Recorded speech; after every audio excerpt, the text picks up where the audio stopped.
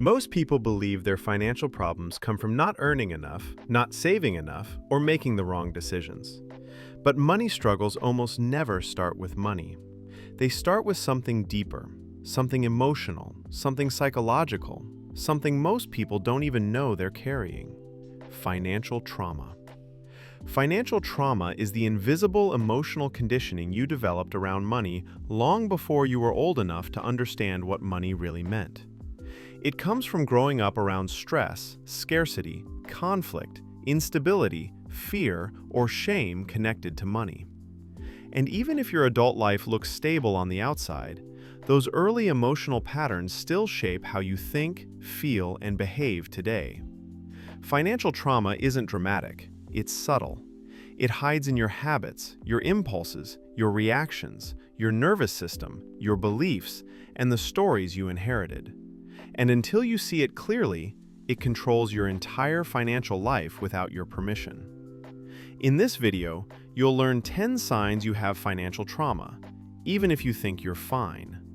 By the end, you'll understand yourself in a way most people never do. And that understanding can completely change your future. Sign number 1. You feel guilt, fear, or shame every time you spend money, even on normal things. People with financial trauma don't experience spending logically. They experience it emotionally. Buying groceries, paying for medicine, fixing your car, taking care of yourself. These things should feel neutral. But if you grew up around scarcity, stress, or unpredictable money situations, your body reacts as if you're doing something wrong. You feel guilty for existing. You feel guilty for needing things. You feel guilty simply for being human. And that guilt silently drains your emotional energy every day. Sign number 2. You avoid looking at your bank account.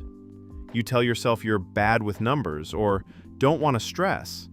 But the truth is, you're not avoiding numbers, you're avoiding emotions. You're avoiding the fear of being disappointed. You're avoiding the shame of not being where you want to be. You're avoiding the pain of feeling like you should have done better. Avoidance feels like protection, but it's actually a trap, because what you avoid ends up controlling you more. Sign number 3. You swing between overspending and extreme restriction. This is one of the clearest trauma patterns. You overspend when you're stressed because spending gives you emotional relief or a sense of control. Then guilt kicks in and you go into intense restriction, cutting everything, punishing yourself, obsessing over every dollar. That pressure builds until you overspend again, and the cycle continues for years. It's not lack of discipline. It's your nervous system trying to regulate itself through money. Sign number 4. You constantly fear losing everything, even when you're stable. People with financial trauma do not feel safe. Even with savings, a job, or a plan, there's a quiet voice saying, "It could all disappear." This fear doesn't come from your present situation. It comes from old emotional memories, memories of instability, uncertainty, or surviving unpredictable environments. So no matter how much progress you make, you never feel secure. Your nervous system stays on high alert, waiting for something to go wrong. Sign number 5. You feel uncomfortable or guilty when you start earning more money. You don't fear success, you fear the emotional consequences of success. You fear judgment. You fear being too much. You fear outgrowing people. You fear being accused of changing. You fear being seen differently. If you grew up hearing money is bad, selfish, dangerous, or corrupt, your subconscious will try to protect you from becoming someone you were taught not to be. So you self-sabotage without knowing it. Sign number 6. You tie your self-worth to the amount of money you have. When you're doing well financially, you feel confident. When you're struggling, you feel like a failure. Your identity rises and falls with your bank balance. Every unexpected bill feels like a personal attack. Every financial setback feels like a character flaw. This happens because money was connected to love, validation, or safety in your early environment. So now money becomes the lens through which you evaluate your worth as a person. Sign number 7. You sabotage opportunities, even the good ones. You procrastinate, freeze, or talk yourself out of things that could help you grow: a better job, a new skill, a side hustle, a business idea, an investment.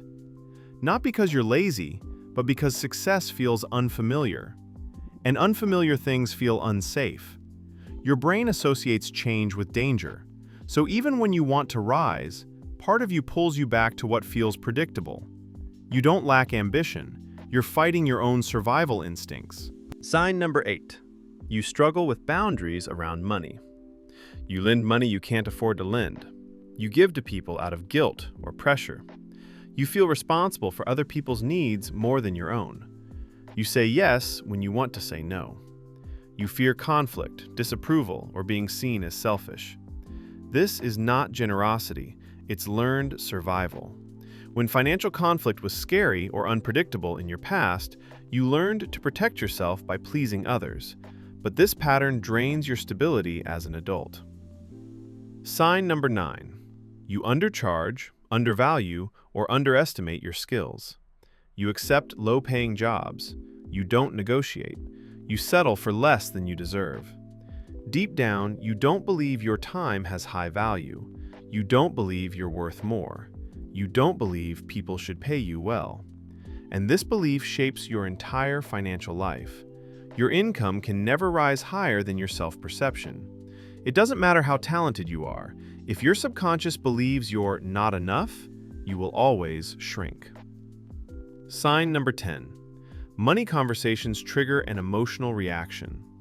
Budgeting, planning, talking to your partner, discussing bills, making decisions, your body tenses up before your mind even understands why. Your heart beats faster, your stomach tightens, your thoughts shut down. This is financial trauma encoded in your nervous system. It has nothing to do with intelligence and everything to do with your emotional past. Here's the truth most people never hear. Financial trauma is not your fault. You didn't choose these patterns. You learned them. You absorbed them. You inherited them from your environment, your parents, your culture, or the chaos you grew up around. Money became linked to fear, shame, scarcity, conflict, or instability long before you had the power to understand or control it. But here's the most important part. Once you recognize these patterns, you can unlearn them. Awareness gives you power. Awareness gives you choice. Awareness is the first step in breaking the emotional cycle that's been running your life without your permission. Healing financial trauma doesn't just improve your bank account. It improves your relationship with yourself. It builds confidence. It builds stability. It builds clarity. It helps you make decisions from logic, not fear. It frees you from guilt. It frees you from shame. It frees you from the emotional weight that's been sitting on your shoulders for years. You are not behind. You are not broken. You are not bad with money. You are simply carrying emotional patterns that were never yours to begin with. And now that you can see them, you have the power to release them. If you want more quiet, faceless videos that combine psychology and money and help you build real financial freedom without noise or pressure, subscribe to Quiet Cash Lab. Your healing and your future begin right now.